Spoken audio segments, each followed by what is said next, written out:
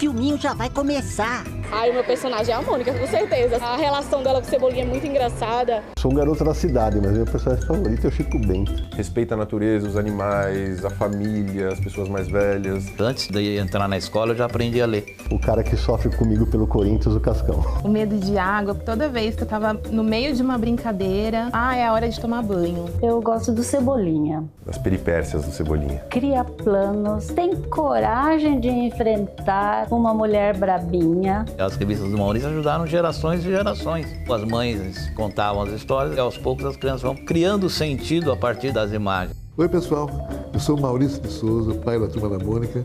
Estou aqui para todos.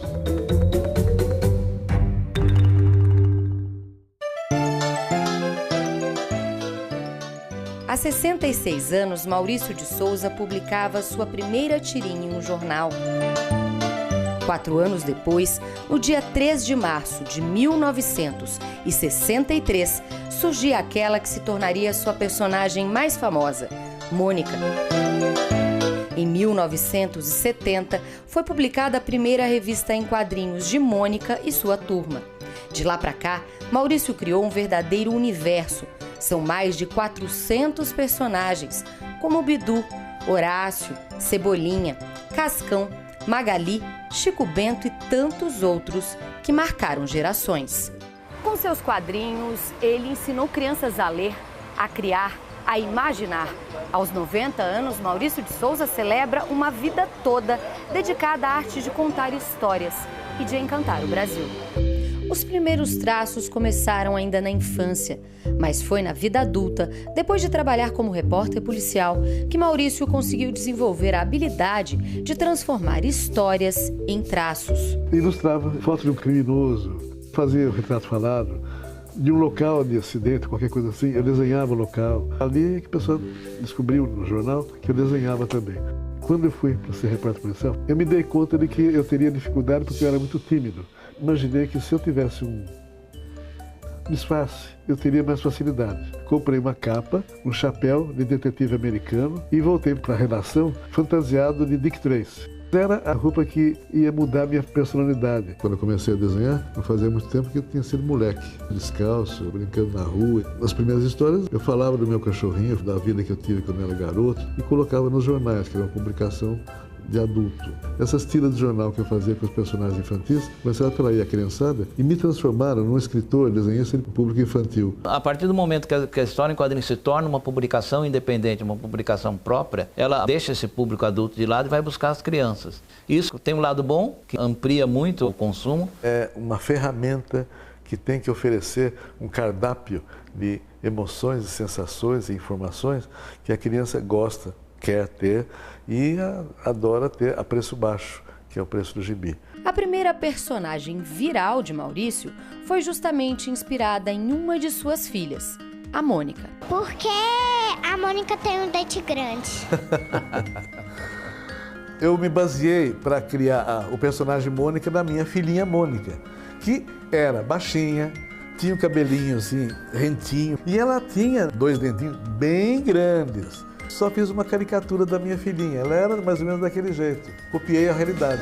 Rapidamente a Mônica se tornou popular, ele começou a desenvolver mais histórias dela, criar uma personalidade própria para ela. Ajudou muito o fato dele conseguir realizar todo um trabalho de merchandising com a Mônica, foi um dos primeiros personagens que ele contratou para merchandising, com a massa de tomate da Sica. Por acaso você serve para fazer um molho de macarronada mais gostoso que existe? Não, Mônica.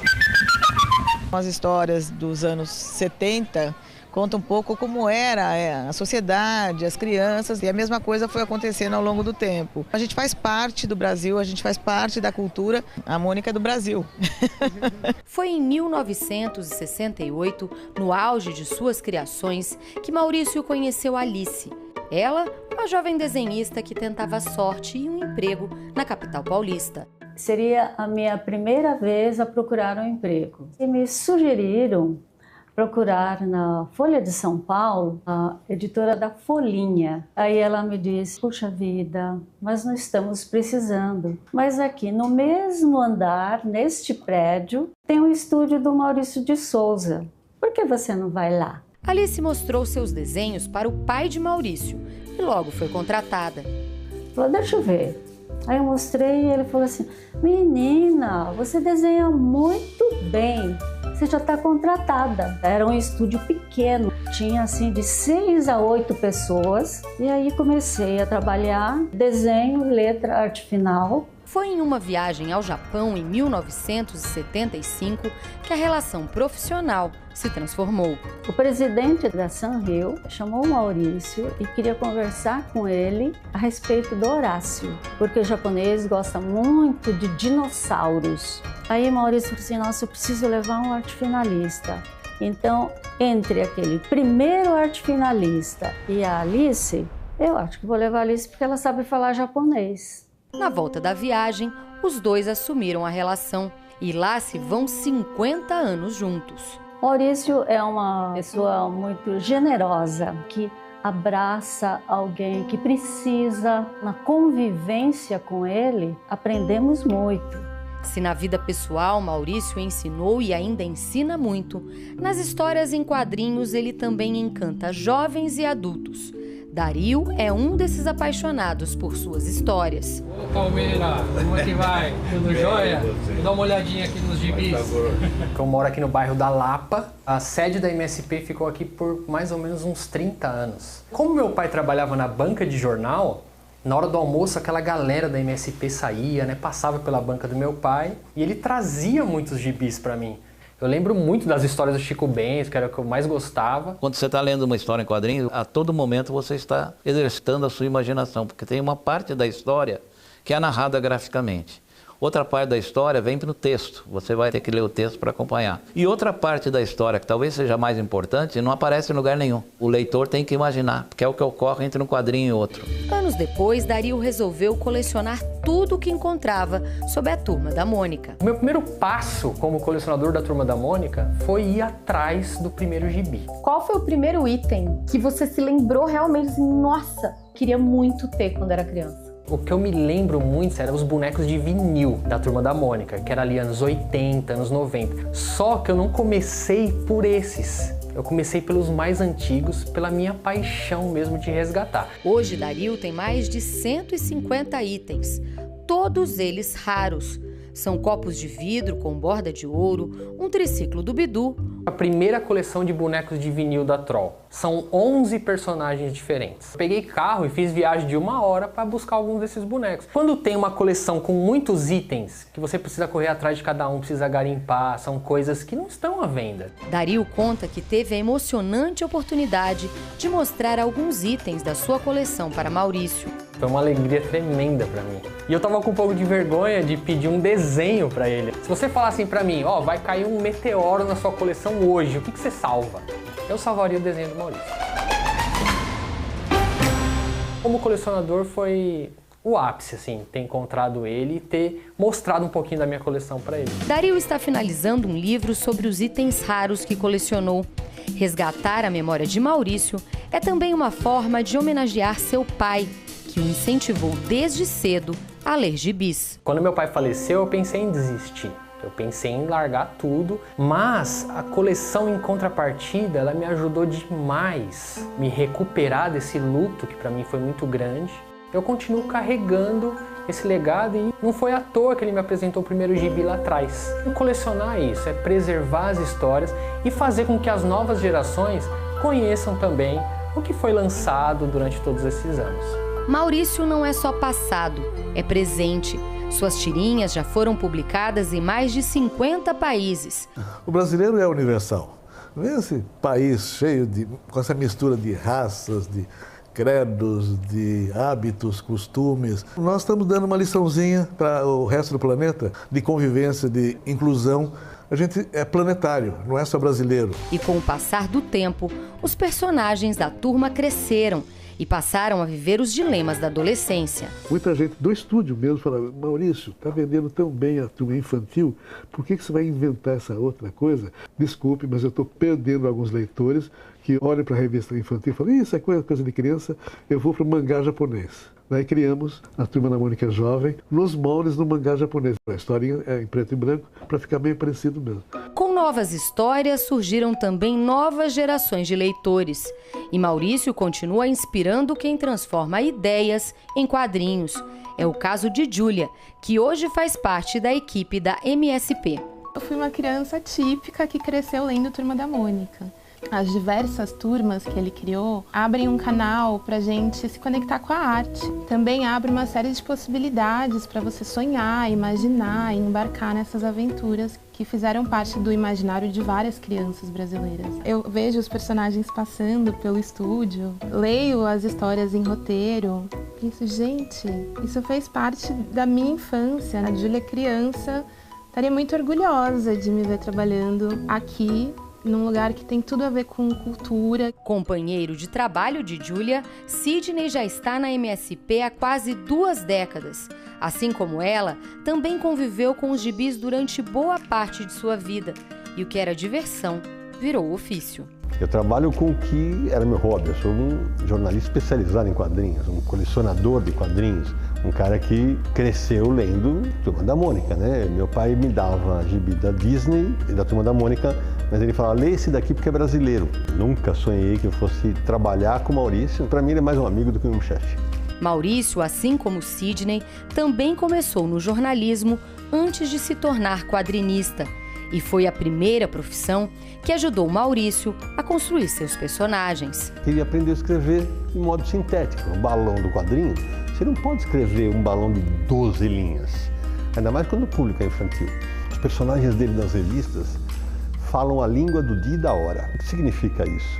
Que jornalisticamente ele colocava nas revistas informações como, por exemplo, nos anos 70, a Mônica e a Magali eram doidas pelo Francisco Coco. Hoje as meninas, a Mônica, a Magali e a Milena, gostam de outros galãs. E aí aquele negócio da criança, captei a referência. Quando eu estudei o quadrinho da Mônica, eu identifiquei, por exemplo, ela refletia a visão que o homem tinha da mulher naquele momento. Você via toda a visão da fragilidade feminina, reproduzia a visão masculina. E aos poucos essa visão foi acompanhando a mudança da sociedade. Hoje em dia você tem 3 gerações de leitores e todos eles se encantam com o personagem da mesma forma, porque ele foi se adaptando a essas gerações. É por isso que ele é atemporal. A Mônica nasceu empoderada. Ela nasceu em 63. As mulheres estavam querendo trabalhar fora, as mulheres queriam, de alguma maneira, controlar a natalidade dos seus filhos. Eu acredito que a Mônica teve esse sucesso porque ela, de alguma maneira, demonstrou que uma mulher pode também ter força. E a mulher tem força, né? É só ela saber usar. Além de editor das publicações de Maurício de Souza, Sidney também escreveu uma biografia sobre o quadrinista. Hoje, ele edita as publicações Graphic Novel de Maurício. São gibis que trazem personagens conhecidos, como o astronauta e a Tina, e que discutem temas mais sensíveis, como a solidão e o assédio no ambiente de trabalho. São histórias autocontidas, para quem não sabe o que é, começo, meio e fim, histórias fechadas em que eu miro no público jovem e adulto. Tem o nosso estilo, em termos de falar de um problema sério, numa linguagem que o público, inclusive infantil, vai entender. Foi lançado em 2012, são 13 anos. Vamos fechar o ano com 47 títulos lançados, geralmente 4 por ano. Volta e meia a pessoa fala, não, você é muito confiante, você acha que tudo dá certo. Ué, e quem vai fazer alguma coisa que acha que dá errado? É um cara que nunca teve medo de se atualizar. O segredo de não envelhecer, eu acho que é viver no mundo da história em quadrinhos.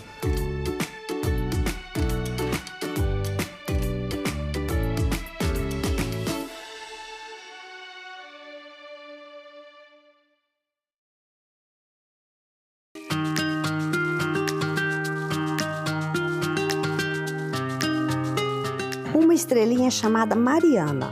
Meu nome é Mariana. Sou uma estrela que vive no céu. Lá de cima eu vejo o mar, as praias, as montanhas. Mas o que eu gosto mesmo é de observar os namorados. Pela manhã chega o sol. Seu brilho machuca os meus olhos. Sou obrigada a me esconder. Tenho foto minha de 3, 4 anos já com itens da Turma da Mônica. Meu pai é jornaleiro, eu literalmente sentava no meio da banca e lia gibi da Turma da Mônica. O gibi era procurado assim, um após o outro, porque era uma infinidade, né? Eram vários personagens, né? Para a banca, o Maurício representava muito. Eu lia o gibi junto com ele, eu brincava muito com o Vinícius. O Vinícius trazia para mim e contava a história, eu discutia com ele e passamos isso para os outros. Beduíno do Deserto, que é uma história do Cação de Cebolinha, extremamente engraçada, que eu e minha mãe, a gente ri demais quando lembra dessa historinha. Nossa, mas fez maior sucesso, porque ele leu, os meninos leram, e quem não conseguiu ler, nós mostramos como que era. A minha irmã, que é professora, falou assim, olha, o Maurício de Souza educando as crianças para ler muito bem. Durante a pandemia, Vini decidiu colecionar alguns itens. Um deles, um coelhinho conhecido, só que de outra cor. Quando lançou o Sansão Amarelo, também tinha o Sansão Azul disponível. Só que na hora de comprar, eu falei assim, o Sansão Amarelo é de quem sabe. Maravilhoso! Faz parte do que eu sou, da cultura que eu tenho, da experiência que eu tive, das vivências que eu tive. Então dizer que eu passei algum momento sem ler Turma da Mônica, mentira, não tenho. Eu sempre lia, os 35 anos que eu tenho, eu lia todo ano, tenho certeza disso. As histórias de Maurício foram nascendo da observação que ele sempre fez da realidade. E no cotidiano, na vida familiar, os 10 filhos, além de inspirar, também viraram personagens. Tive um cuidado no começo para eles não se misturarem com o personagem. A Mônica descobriu que era a Mônica quando entrou na escola. Pai, falaram que eu sou a Mônica da história em quadrinho. É verdade. Falei, agora que vocês falaram, filha. Mas eu não sou daquele jeito. Falei, filha, você é bem parecido. A Magali é comilona mesmo, até hoje é magra, esbelta. O Maurício é do contra mesmo. A Marina desenha, e desenha mesmo. Eu pedi para ele criar a Marina, na verdade, mas não literalmente, né? O meu foi espontâneo, ele que quis. Eu não precisei pedir nada. Ele tinha feito os personagens Nimbus e do Contra, que são meus irmãos mais novos. Eu tinha mais ou menos uns 6, 7 anos. E eu lembro até hoje, quando o gibi apareceu na minha frente, eu vi ali o personagem, eu boquiaberto, assim, falei assim, nossa, eu faço parte desse universo, desse gibi, eu estou aqui dentro. Quando ele lançou, eu fiquei feliz, mas aí eu falei, ué, e eu? Ele sempre me via sentadinha na minha prancheta, desenhando. Daí surgiu a ideia da Marina, que é desenhista, a personagem criativa, que tem os cabelos cacheados. E eu fiquei completamente apaixonada por ela. Acho que faz 30 anos já que ela existe. Foi um dos melhores presentes que eu já tive assim, na minha vida, foi ter um personagem que ele criou espontaneamente em minha homenagem. O Maurício pai tentava trazer muitas lições no dia a dia, assim. Ele foi um pai muito presente, assim, na minha vida. Em qualquer lugar que a gente fosse, ele me contava uma curiosidade, me contava uma história, ou que ele já tinha passado por ali. São 90 anos de história. Tinha uma divisão ali de tempo com o trabalho, tempo com os filhos, como pai, como marido. Mas o que eu sempre senti do meu pai e sinto até hoje é essa preocupação genuína com o meu bem-estar. Assim como Mauro e Marina, Marcos, neto de Maurício, também tem muitas memórias com o avô. Ele é muito coração, né? Ele sempre foi. Isso dá pra ver até pelos conteúdos dele. Acho que não tem como dividir muito o Maurício das suas criações. Essa questão do o final sempre vai ser feliz, sempre tem uma mensagem por trás. Isso é um pouco do papel dele de avô também. Marcos é filho de Mônica, que inspirou a personagem mais icônica de Maurício. Primeira oportunidade que meus amigos tinham de contar que eu era filho da Mônica, eles contavam. E aí começava a enxurrada de perguntas. Quem é a Mônica? Quem é o Cebolinha? Quem é o Cascão? Quem é a Magali? Quem é o Chico Bento? E até brincava que eu queria fazer uma cartinha, assim, com a explicação dos personagens para as pessoas, quando perguntassem, eu entregasse. Para mim é um pouco mais natural, porque eu nasci, ela já era a Mônica, né? Então eu sabia que ela foi a inspiração do personagem, mas para mim ela sempre foi, acima de tudo, a minha mãe. Ela é um amor de pessoa, ela é uma pessoa sensacional, mas ela não é a Mônica dos quadrinhos à toa. Ela é muito brava como mãe, eu posso falar como mãe, obviamente, mas eu brinco que eu acho que eu tomei mais coelhada que o Cebolinha, porque eu aprontava bastante também. Hoje, Marcos, Marina e Mauro são os diretores executivos da MSP Studios. A maioria das pessoas que conhece a Turma da Mônica e o universo do Maurício acha que a gente só trabalha com gibis. E nós somos um estúdio multiplataforma. Desde brinquedos até parques temáticos, de hotéis, a papelaria, a alimentos, enfim, estamos em todos os tipos de segmentos que a gente poderia estar. Ele tinha uma visão de mercado que os outros autores não tiveram. Foi importante para o país desenvolver essa indústria. Se não tivéssemos o Maurício, não teríamos desenvolvido uma indústria de quadrinhos. São muitos os universos inspirados na obra de Maurício, seja em gibis ou em um mundo em que é possível pescar com Chico Bento ou viver uma aventura radical, uma montanha-russa do astronauta. Há 10 anos, o Parque da Mônica foi reinaugurado e é o maior parque temático coberto da América Latina. Ele veio com um novo formato, atrações maiores para toda a família, mas a gente manteve a essência, né, do Maurício, que sempre teve o parque como um lugar de brincar, esse quintal. Não é a proposta Disney, é uma proposta bem brasileira, mas ao mesmo tempo é uma proposta universal. Eu quero estar onde esteja a criança, levar a mensagem, a alegria. A gente tenta trazer essa conexão das infâncias, né? Então as nossas atrações, elas são essencialmente para a diversão em família.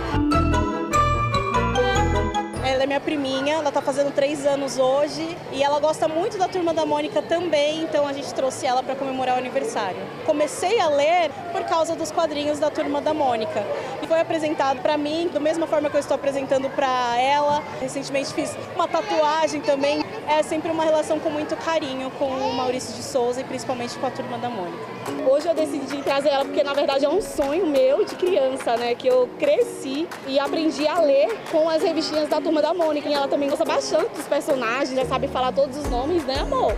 Da Mônica, né? Da Magali, né? Sempre gostei de histórias em quadrinhos. Então a gente acabou passando um pouco disso pra ele. E ele adora os gibis, tem lá em casa, ele costuma ler, ele se diverte. Eu encontrei com a Magali, a Mônica, o Cebolinha e o Cascão Molinho. São nossos amigos da infância. Todo mundo sente que faz parte dessa história.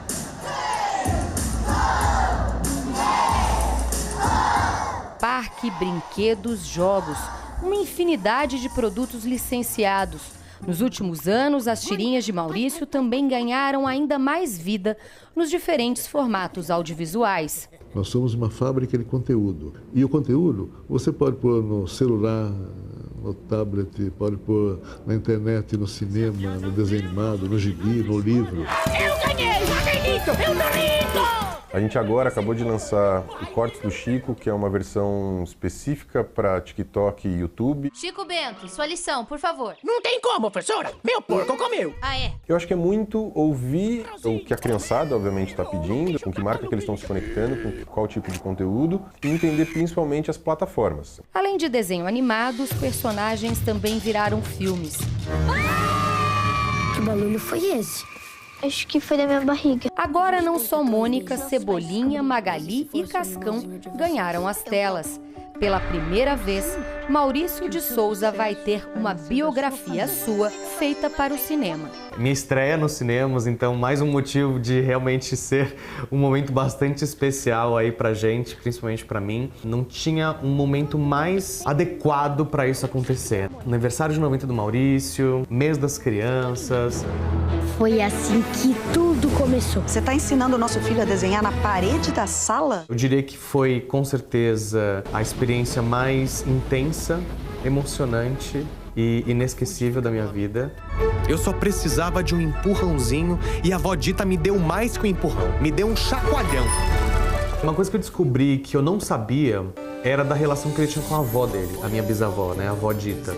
Eu sabia que eles eram próximos, mas eu não sabia que a relação que eles tinham foi tão significativa assim para a vida dele. A contadora de história, a velha contadora de história, que é a minha avó, a avó Dita, né? Durante a minha infância toda noite ela me contava uma história diferente. Foi por causa da avó Dita que eu também fiquei com vontade de contar histórias. Foram para mim as cenas inclusive mais difíceis, assim, mais emocionantes, porque eu queria trazer justamente essa profundidade que eu não sabia que existia. Seja bem-vinda. E se a gente quiser? Mônica. Eu já achava meu pai bastante persistente de ter chegado onde ele chegou. Eu percebi que ele é muito mais do que eu imaginava. Não ter desistido e ver sempre o lado bom das coisas é uma marca de Maurício. Outra característica importante do desenhista foi se adaptar ao momento. Ele criou novos personagens e trouxe novas discussões. Hoje, a turma conta com personagens como o Edu, um menino com doença genética rara, ou como o André, uma criança autista.